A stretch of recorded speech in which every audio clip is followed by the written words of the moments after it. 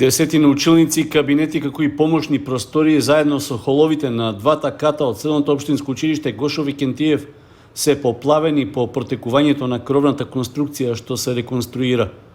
По обилните врнежи од дожд и потопењето на снегот, водата се пробила низ бетонските тавански плочи, ги оштетила компјутерите, училишниот инвентар, инсталациите и другата опрема. Поради тоа исклучена е електричната енергија. Веде директорот на училиштето Спирко Златков, кој функцијата ја презеде пред неколку дена, вели дека се работи на отстранување на последиците од протекувањето на водата.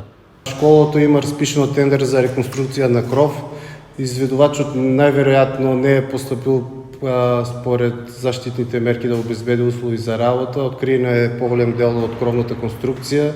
Викендот што имавме порани дождови, настана оваа хаварија. Се поплавени голем број на кабинети, уништена е поголем дел од компјутерската опрема, од училишниот инвентар во школото, електричната енергија е исклучена моментално на први и втори спрат заради безбедност на зградата.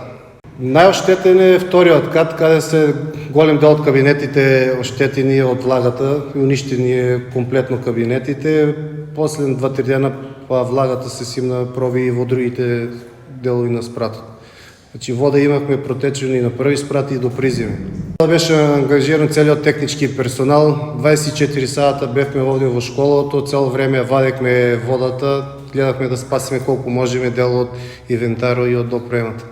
Со оглед што нема услови за физичко присуство, а и заради безбедност на учениците и вработените во средното училиште, наставата во моментот се одвива онлайн.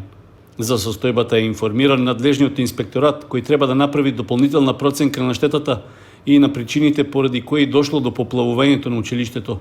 Во меѓувреме, изведувачот забрзано ги продолжува градежните работи за реконструкција на кровот, за да се спречи ново протекување на водата.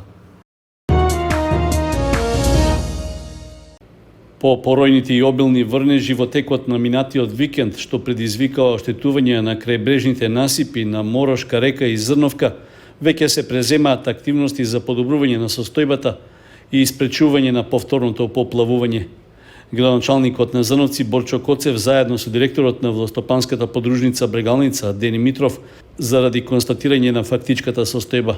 Согледано е дека поради излевање на водата надвор од речните корита, поплавени се поголеми земјоделски површини и нанесено е огромно количество земја и песок во ризовите полиња и на дел од есенските посеви.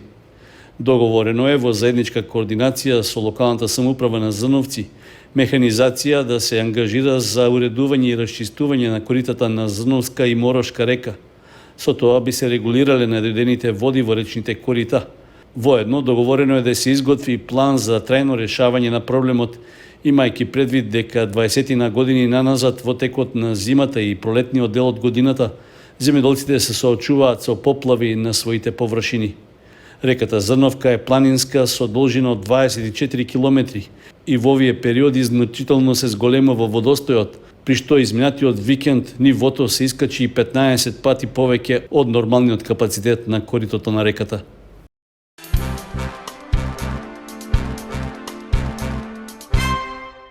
Малопродажните цени на оризот, јајцата и тестенините ќе бидат замрзнати на сегашното ниво. Одлука за ова донела владата на последната седница, а за неа информираше на својот Facebook профил и министерот за економија Крешник Бектеши.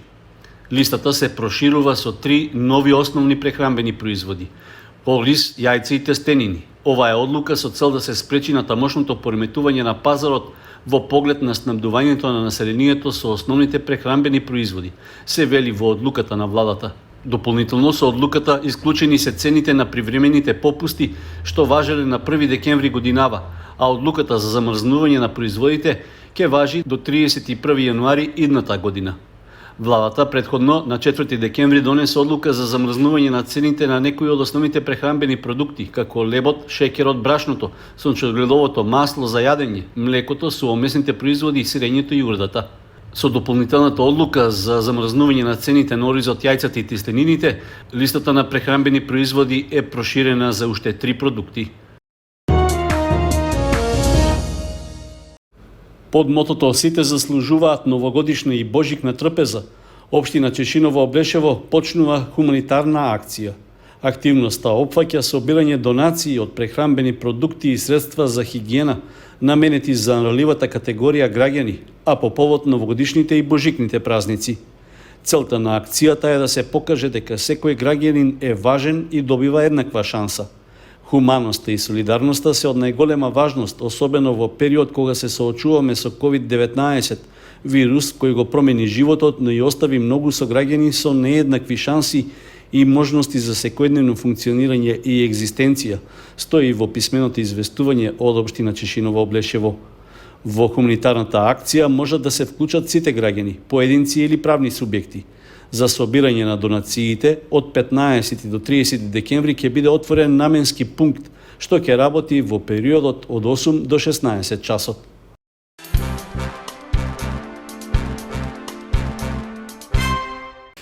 Локалната самоуправа на Кочани ќе организира повторна јавна расправа и јавна анкета за донесување на деталниот урбанистички план за населбата Оризари.